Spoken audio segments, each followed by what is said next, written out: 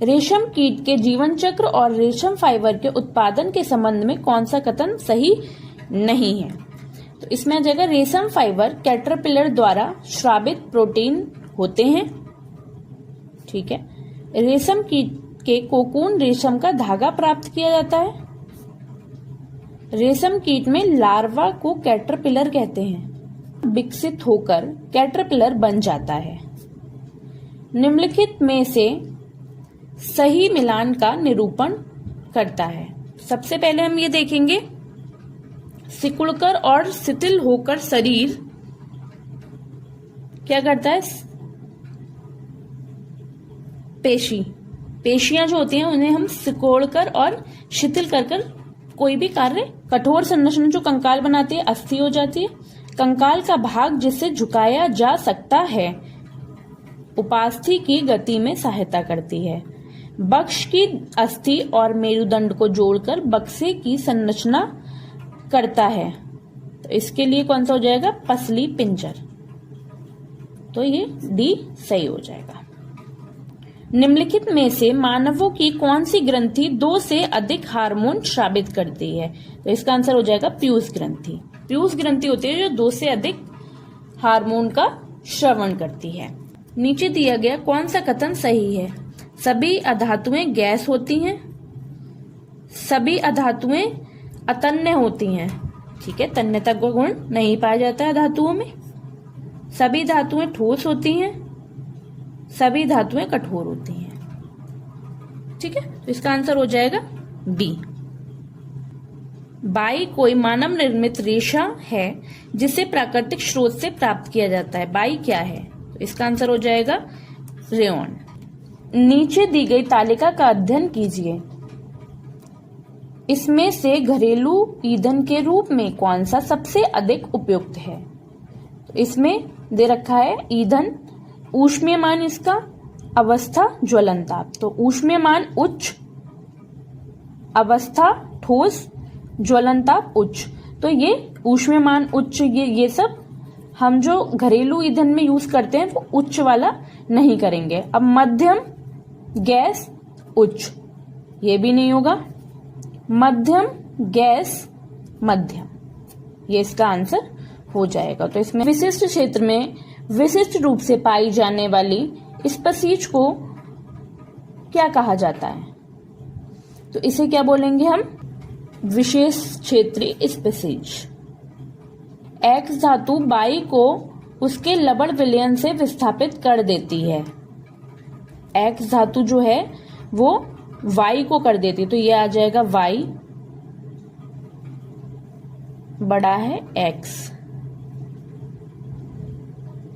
परंतु धातु जेड को उसके लवण विलयन से विस्थापित करने योग्य नहीं है। इसमें सबसे ज्यादा अभिक्रियाशील धातु कौन सी है? तो लेकिन ये जेड को नहीं कर सकती, मतलब जेड इससे भी बड़ा है, तो सबसे ज्यादा अभिक्रियाशील जेड हो जाएगा। किसी बिंब से प्रकाश किरणें किसी पृष्ठ पर गिरती हैं तथा पूर्णतः विसरित ढंग से परावर्तित हो जाती हैं। आप इस बिंब के प्रतिबिंब की प्रकृति के बारे में क्या कह सकते हैं? यह आभासी और आवर्तित होगा, कोई प्रतिबिंब नहीं बनेगा। इसका हो जाए कोई प्रतिबिंब नहीं बनेगा। अपने कमरे में फर्श पर रखे किसी विशाल बॉक्स को सरकाने के लिए रेशमा को निम्न बलों में से किससे अधिक बल लगाना चाहिए? आंसर हो जाएगा इसका, क्योंकि बक्सा जब रखा है तो उसमें कीजिए। निम्नलिखित में से सही कथन की पहचान कीजिए। ध्वनि निर्वात में गमन नहीं कर सकती। सही बात है बिल्कुल। नीचे दिया गया कौन सा समुच्चय ऐसे द्रवों को समाविष्ट करता है जो विद्युत के हीन चालक हैं? शैम्पू, वनस्पति तेल, आसुत जल, चीनी का विलयन, सिरका, नींबू का रस, टोटी का जल, शैम्पू, शहद, लवण विलयन, नींबू का रस, सिरका। तो इसका आंसर हो जाएगा शैम्पू, वनस्पति तेल और आसुत जल। नीचे दिया गया कौन सा समुच्चय रासायनिक परिवर्तनों को समाविष्ट करता है? भोजन पकाना, पानी उबालना, जल में चीनी घोलना, जंग लगना, कागज जलना। इसका हो जाएगा पानी उबालना, कांच तोड़ना और लोहे को जंग लगना। नीना किराने की कुछ वस्तुएं खरीदने के लिए साइकिल से बाजार जा रही थी। बाजार उसके घर से 4 किलोमीटर दूरी पर है। उसने पहले 10 मिनट 12 किलोमीटर प्रति घंटे की चाल से गमन किया। उसे रास्ते में उसकी मित्र निखत मिलती है, जिससे वह रुककर 15 मिनट बातचीत करती है। इसके पश्चात वह अपनी यात्रा 8 किलोमीटर प्रति घंटा की चाल से फिर से आरंभ करती है। उसकी यात्रा की औसत चाल क्या है? तो उसकी औसत चाल हो जाएगी 6 किलोमीटर प्रति घंटा।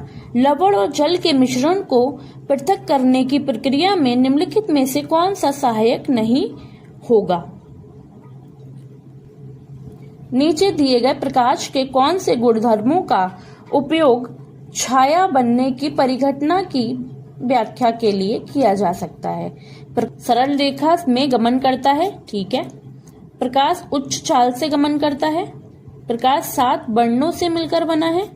प्रकाश अपारदर्शी वस्तुओं से नहीं गुजरता है। तो इसका हो जाएगा डी और ए। निम्नलिखित में से सही कथन को पहचानिए।